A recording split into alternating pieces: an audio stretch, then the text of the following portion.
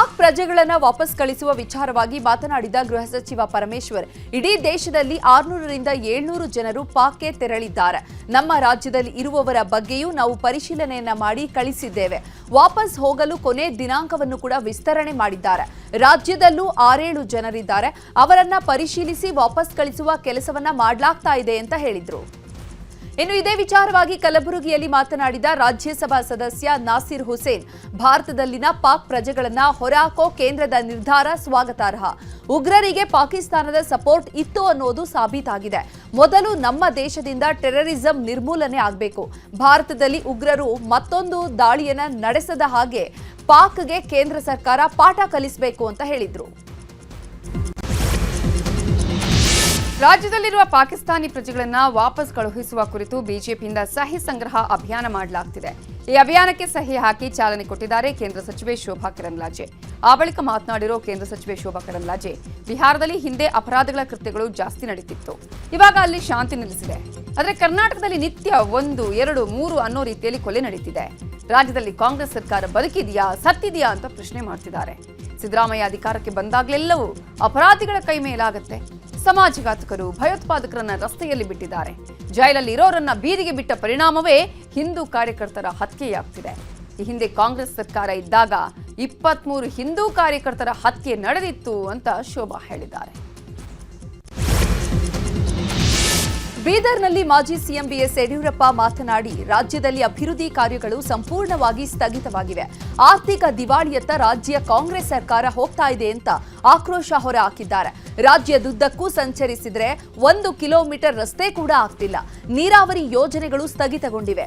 ಜನರ ದೃಷ್ಟಿಯಲ್ಲಿ ಶಾಪಗ್ರಸ್ತ ಸರ್ಕಾರ ಇದಾಗಿದೆ. ಸಿದ್ದರಾಮಯ್ಯ, ಶಿವಕುಮಾರ್ ಏನೇ ಭರವಸೆಯನ್ನ ಕೊಟ್ಟರು ವಾಸ್ತವಿಕ ಸ್ಥಿತಿ ಬೇರೆ ಇದೆ. ಜನರು ಈ ಸರ್ಕಾರವನ್ನ ಯಾವಾಗ ಕಿತ್ತೊಗೆಬೇಕು ಅಂತ ಕಾಯ್ತಿದ್ದಾರೆ ಎಂದಿದ್ದಾರೆ.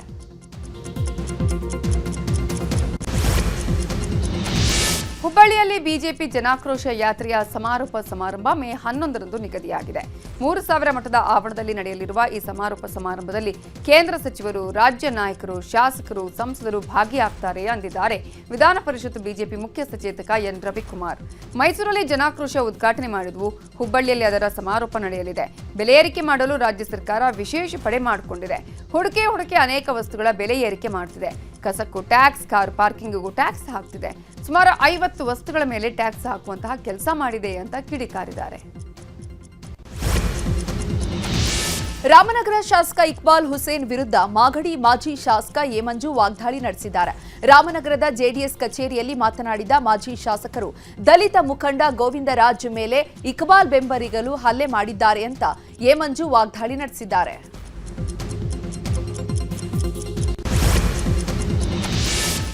ಕನ್ನಡದ ಬಗ್ಗೆ ಅವಹೇಳನವಾಗಿ ಮಾತನಾಡಿದ ಗಾಯಕ ಸೋನು ನಿಗಮ್ ಅವರನ್ನ ಕನ್ನಡ ಚಿತ್ರರಂಗದಿಂದ ದೂರ ಇಡುವ ಬಗ್ಗೆ ನಿರ್ಧಾರ ಮಾಡಲಾಗಿದೆ. ಕನ್ನಡ ಚಿತ್ರರಂಗದಿಂದ ಅವರನ್ನ ದೂರ ಇಡ್ತೀವಿ ಅಂತ ವಾಣಿಜ್ಯ ಮಂಡಳಿಯ ಅಧ್ಯಕ್ಷ ನರಸಿಂಹಲು ಘೋಷಣೆ ಮಾಡಿದ್ದಾರೆ. ಈ ಮೂಲಕ ಸ್ಯಾಂಡಲ್ವುಡ್ನಿಂದ ಗಾಯಕ ಸೋನು ನಿಗಮ್ ಅವರನ್ನ ಬ್ಯಾನ್ ಮಾಡಲಾಗಿದೆ. ಸೋನು ನಿಗಮ್ರಿಂದ ಹಾಡು ಹಾಡಿಸದಿರಲು ತೀರ್ಮಾನವನ್ನ ಮಾಡಲಾಗಿದೆ. ಕನ್ನಡಿಗರ ಬಗ್ಗೆ ಗಾಯಕ ಸೋನು ನಿಗಮ್ ಅವಹೇಳನ ಮಾಡಿದ ವಿಚಾರವಾಗಿ ಚಿತ್ರದುರ್ಗದಲ್ಲಿ ಸೋನು ನಿಗಮ್ ವಿರುದ್ಧ ಪೊಲೀಸ್ ಠಾಣೆಯಲ್ಲಿ ದೂರು ನೀಡಲಾಗಿದೆ. ಕರ್ನಾಟಕ ರೈತ ಕಾರ್ಮಿಕ ಯುವ ಒಕ್ಕೂಟದಿಂದ ಪೊಲೀಸರಿಗೆ ದೂರು ಸಲ್ಲಿಕೆಯಾಗಿದೆ. ಕನ್ನಡ ಹಾಡಿಗಾಗಿ ಕನ್ನಡಿಗರು ಕನ್ನಡ ಎಂದು ಬೇಡಿಕೆಯನ್ನ ಇಡ್ತಾರೆ. ಅದಕ್ಕಾಗಿಯೇ ಪಹಲ್ಗಾಮ್ ಘಟನೆ ನಡೆದಿದೆ ಎಂಬ ಅವಹೇಳನವನ್ನ ಖಂಡಿಸಿ ದೂರು ನೀಡಲಾಗಿದೆ. ಇನ್ನು ಬೇಷರತ್ ಕ್ಷಮೆ ಕೇಳುವಂತೆ ಆಗ್ರಹಿಸಿದ್ದು ಕೂಡಲೇ ಕಾನೂನು ಕ್ರಮ ಕೈಗೊಳ್ಳಲು ದೂರು ಸಲ್ಲಿಸಲಾಗಿದೆ. ಸತ್ಯಗಾಲ ಟು ರಾಮನಗರ ಲಿಫ್ಟ್ ಇರಿಗೇಷನ್ ಯೋಜನೆ ಬಗ್ಗೆ ಸತ್ಯಗಾಲ ಬಳಿ ಸ್ಥಳ ವೀಕ್ಷಣೆ ನಡೆಸಿದ್ದಾರೆ ಜಲಸಂಪನ್ಮೂಲ ಖಾತೆ ಸಚಿವ ಡಿಸಿಎಂ ಡಿಕೆ ಶಿವಕುಮಾರ್. ಮಂಡ್ಯದ ಮಳವಳ್ಳಿ ತಾಲೂಕಿನ ಬೆಳಕವಾಡಿ ಬಳಿ ಇರುವ ಸತ್ಯಗಾಲಕ್ಕೆ ಭೇಟಿ ನೀಡಿ ಸ್ಥಳ ವೀಕ್ಷಣೆ ಮಾಡಿದ್ದಾರೆ. ಟನಲ್ ಲೈನಿಂಗ್ ಬಗ್ಗೆ ಅಧಿಕಾರಿಗಳಿಂದ ಮಾಹಿತಿ ಕಲೆ ಹಾಕಿದ್ದಾರೆ. ಕಾಮಗಾರಿಗೆ ಸ್ಥಳೀಯ ರೈತರ ಜಮೀನು ಅಕ್ವೈರ್ ಮಾಡಲು ರೈತರ ಜೊತೆ ಸಮಾಲೋಚನೆ ನಡೆಸಿದ್ದಾರೆ.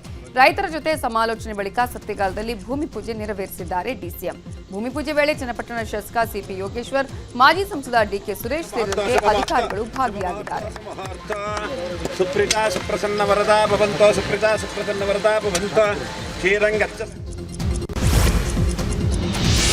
ಭತ್ತದ ದರ ಕುಸಿತದ ಹಿನ್ನೆಲೆಯಲ್ಲಿ ದಾವಣಗೆರೆಯಲ್ಲಿ ರೈತರು ಪ್ರತಿಭಟನೆಯನ್ನ ಮಾಡುತ್ತಿದ್ದಾರೆ.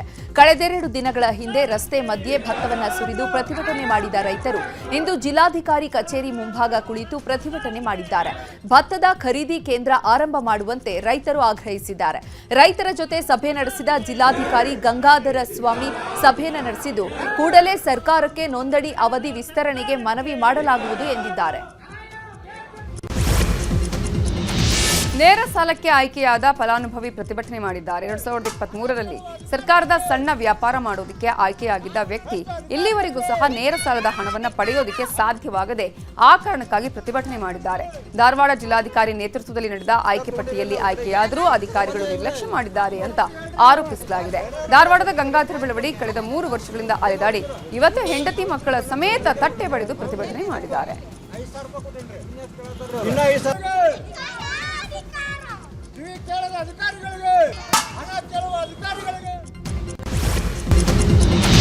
ಭಾರತ ಪಾಕಿಸ್ತಾನ ಮಧ್ಯೆ ಯುದ್ಧದ ಆತಂಕ ದಿನೇ ದಿನೇ ಹೆಚ್ಚಾಗ್ತಿದೆ. ಪಹಲ್ಗಾಮ್ ದಾಳಿ ನಂತರ ಪ್ರಧಾನಿ ಮೋದಿ ಸಭೆ ಮೇಲೆ ಸಭೆ ಮಾಡ್ತಿದ್ದಾರೆ. ನಿನ್ನೆಯಷ್ಟೇ ವಾಯುಪಡೆ ಮುಖ್ಯಸ್ಥರ ಜೊತೆ ಸಭೆ ನಡೆಸಿದ ಮೋದಿ ಇವತ್ತು ರಕ್ಷಣಾ ಕಾರ್ಯದರ್ಶಿ ಆರ್.ಕೆ. ಸಿಂಗ್ ಜೊತೆ ಸಭೆ ನಡೆಸಿದ್ರು.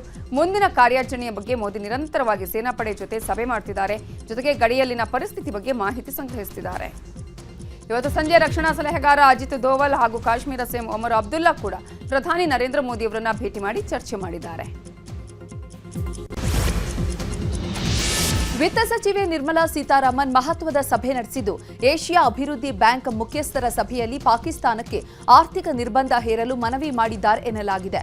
ಉಗ್ರರನ್ನ ಸಾಕುವಂತಹ ದೇಶಗಳಿಗೆ ಸಾಲ ನೀಡದಂತೆ ಮನವಿಯನ್ನ ಮಾಡಿದ್ದು ಪಾಕಿಸ್ತಾನವನ್ನ ಬೀದಿಗೆ ತರಲು ಕೇಂದ್ರದಿಂದ ಸಕಲ ತಯಾರಿ ನಡೀತಾ ಇದೆ ಎನ್ನಬಹುದು. ಪಹಲ್ಗಾಮ್ ದಾಳಿ ಬಗ್ಗೆ ಎನ್ಐಎ ತನಿಖೆ ಚುರುಕುಗೊಂಡಿದೆ. ಈ ಮಧ್ಯೆ ದಟ್ಟಾರಣ್ಯದಲ್ಲಿ ಅಡಗಿರುವ ಉಗ್ರರಿಗೆ ಊಟ ಮತ್ತು ಇನ್ನಿತರೆ ಸೌಲಭ್ಯ ನೀಡುತ್ತಾ ಇದ್ದ ವ್ಯಕ್ತಿಯನ್ನ ಸೇನೆ ಬಂಧಿಸಿದೆ. ಆದರೆ ಉಗ್ರರು ಅಡಗಿರುವ ಜಾಗವನ್ನು ತೋರಿಸುವಂತೆ ವ್ಯಕ್ತಿಯನ್ನು ಕರೆದೊಯ್ತಾ ಇದ್ದಾಗ ಆತ ನದಿಗೆ ಹಾರಿ ಪ್ರಾಣ ಬಿಟ್ಟಿದ್ದಾನೆ. ಇಮ್ತಿಯಾಜ್ ಅಹಮದ್ ಮೃತ ವ್ಯಕ್ತಿಯಾಗಿದ್ದು ಈತನನ್ನ ಕುಲ್ಗಾಮ್ನಲ್ಲಿ ಬಂಧಿಸಲಾಗಿತ್ತು. ಜಮ್ಮು ಕಾಶ್ಮೀರ ಪೊಲೀಸರು ಭರ್ಜರಿ ಕಾರ್ಯಾಚರಣೆ ನಡೆಸಿದ್ದಾರೆ. ಉಗ್ರರಿಗಾಗಿ ಕಾರ್ಯಾಚರಣೆ ಮಾಡುತ್ತಿದ್ದಾಗ ಪೂಂಚ್ನಲ್ಲಿ 5 ಐಇಡಿ ಬಾಂಬ್ಗಳು ಪತ್ತೆಯಾಗಿವೆ. ಸುರನ್ಕೋಚ್ ಸೆಕ್ಟರ್ನ ಹರಿಮರೋಟೆ ಗ್ರಾಮದಲ್ಲಿ ಉಗ್ರರ ಅಡಗುತಾಣ ಹಾಗೂ 5 ಐಇಡಿಗಳು ಪತ್ತೆಯಾಗಿವೆ ಅಂತ ಪೊಲೀಸರು ತಿಳಿಸಿದ್ದಾರೆ. ದೆಹಲಿ ಹೈಕೋರ್ಟ್ ನ್ಯಾಯಮೂರ್ತಿಯಾಗಿದ್ದ ಯಶವಂತ್ ವರ್ಮಾ ನಿವಾಸದಲ್ಲಿ ಕಂತೆ ನೋಟು ಪತ್ತೆಯಾದ ಪ್ರಕರಣಕ್ಕೆ ಸಂಬಂಧಪಟ್ಟ ಹಾಗೆ ಸುಪ್ರೀಂ ಕೋರ್ಟ್ ನೇಮಿಸಿದ್ದ ತ್ರಿಸದಸ್ಯ ಸಮಿತಿ ಸುಪ್ರೀಂ ಕೋರ್ಟ್ ಮುಖ್ಯ ನ್ಯಾಯಮೂರ್ತಿಗೆ ವರದಿ ಸಲ್ಲಿಕೆ ಮಾಡಿದೆ. ಸದ್ಯ ನ್ಯಾಯಮೂರ್ತಿ ವರ್ಮಾ ಅಲಹಾಬಾದ್ ಹೈಕೋರ್ಟ್ನಲ್ಲಿದ್ದಾರೆ. ವಿದೇಶಕ್ಕೆ ಸಂಬಂಧಪಟ್ಟ ಸುದ್ದಿಗಳನ್ನು ನೋಡೋಣ. ಪಹಲ್ಗಾಮ್ ದಾಳಿಗೆ ಪ್ರತೀಕಾರಕ್ಕೆ ಕೌಂಟ್ಡೌನ್ ಶುರುವಾಗಿದೆ. ಪಾಕ್ ವಿರುದ್ಧ ಯುದ್ಧಕ್ಕೆ ಭಾರತ ಸಿದ್ಧತೆಯನ್ನ ಮಾಡಿಕೊಂಡಿದೆ. ಇನ್ನು ಭಾರತದ ನಡೆಗೆ ಪತರುಗುಟ್ಟಿರುವಂತಹ ಪಾಕಿಸ್ತಾನ ತುರ್ತು ಸಂಸತ್ ಅಧಿವೇಶನವನ್ನ ಕರೆದಿದೆ. ಇದೇ ಸಂದರ್ಭದಲ್ಲಿ ಪಾಕ್ ಪ್ರಧಾನಿ ಚೀನಾ ರಾಯಭಾರಿಯನ್ನ ಭೇಟಿಯಾಗಿ ಅನೇಕ ವಿಚಾರಗಳ ಕುರಿತು ಚರ್ಚೆ ಮಾಡಿದ್ದಾರೆ. ಒಂದು ವೇಳೆ ಭಾರತ ಪಾಕ್ ಮೇಲೆ ದಾಳಿ ಮಾಡಿದ್ರೆ ಯಾವ ರೀತಿಯಲ್ಲಿ ಅದಕ್ಕೆ ಪ್ರತ್ಯುತ್ತರವನ್ನ ನೀಡಬೇಕು, ದಾಳಿ ನಡೆದಾಗ ವಹಿಸಬೇಕಾದಂತಹ ಮುನ್ನೆಚ್ಚರಿಕಾ ಕ್ರಮಗಳೇನು ಎನ್ನುವ ವಿಚಾರದ ಬಗ್ಗೆ ಚರ್ಚೆ ಮಾಡಲು ಸಂಸತ್ ಅಧಿವೇಶನವನ್ನ ಕರೆದಿದ್ದಾರೆ ಎನ್ನಲಾಗಿದೆ. ಪಹಲ್ಗಾಮ್ ದಾಳಿ ಪಾಕ್ ಮೇಲೆ ಯುದ್ಧಕ್ಕೆ ಸಿದ್ಧತೆ ನಡೀತಾ ಇರುವ ಈ ಹೊತ್ತಿನಲ್ಲಿ ಪ್ರಧಾನಿ ಮೋದಿಗೆ ರಷ್ಯಾ ಅಧ್ಯಕ್ಷ ಪುಟಿನ್ ಫೋನ್ ಮಾಡಿ ಮಾತಾಡಿದ್ದಾರೆ. ಪಹಲ್ಗಾಮ್ ದಾಳಿ ಖಂಡಿಸಿರುವ ಪುಟಿನ್ ಮೋದಿಗೆ ಬೆಂಬಲವನ್ನ ಘೋಷಿಸಿದ್ದಾರೆ. ಇದಕ್ಕೂ ಮೊದಲು ಯುದ್ಧ ಮಾಡದಂತೆ ಭಾರತಕ್ಕೆ ಹೇಳಿ ಅಂತ ಪಾಕ್ ಗೋಗರೆದಿತ್ತು. ಆದರೆ ರಷ್ಯಾ ಅಧ್ಯಕ್ಷರು ಮೋದಿಗೆ ಬೆಂಬಲ ಘೋಷಿಸಿದ್ದಾರೆ. 26 ಅಮಾಯಕರನ್ನ ಕೊಂದಿದ್ದನ್ನ ಯಾರೂ ಸಹಿಸೋದಿಲ್ಲ.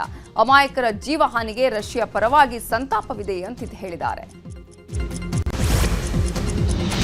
26 ಮಂದಿಯನ್ನ ಬಲಿ ತೆಗೆದುಕೊಂಡ ಪಹಲ್ಗಾಮ್ ಉಗ್ರರ ದಾಳಿ ಬಳಿಕ ಭಾರತ ಮತ್ತು ಪಾಕಿಸ್ತಾನದ ನಡುವೆ ಉದ್ವಿಗ್ನ ಪರಿಸ್ಥಿತಿ ಎದುರಾಗಿದೆ.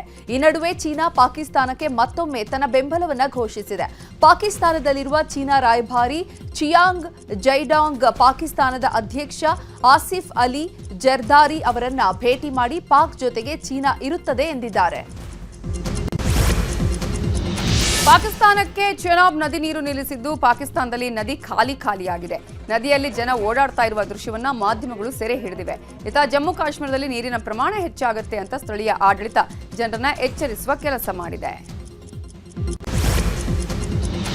ಭಾರತ ಪಾಕಿಸ್ತಾನದ ಮೇಲೆ ದಾಳಿ ಮಾಡಿದ್ರೆ ಅಥವಾ ಸಿಂಧೂ ನದಿ ನೀರಿನ ಹರಿವನ್ನ ತಡೆದ್ರೆ ನಾವು ಅಣ್ವಸ್ತ್ರ ದಾಳಿ ಮಾಡ್ತೇವೆ ಅಂತ ಪಾಕಿಸ್ತಾನ ಬೆದರಿಸುವಂತಹ ಕೆಲಸವನ್ನ ಮಾಡಿದೆ. ಇನ್ನು ರಷ್ಯಾದ TASS ನ್ಯೂಸ್ ಏಜೆನ್ಸಿಗೆ ಸಂದರ್ಶನ ನೀಡಿರುವಂತಹ ರಾಯಭಾರಿ ಮೊಹಮ್ಮದ್ ಖಾಲಿ ಜಮಾಲಿ ಭಾರತಕ್ಕೆ ಎಚ್ಚರಿಕೆ ಕೊಟ್ಟಿದ್ದಾರೆ.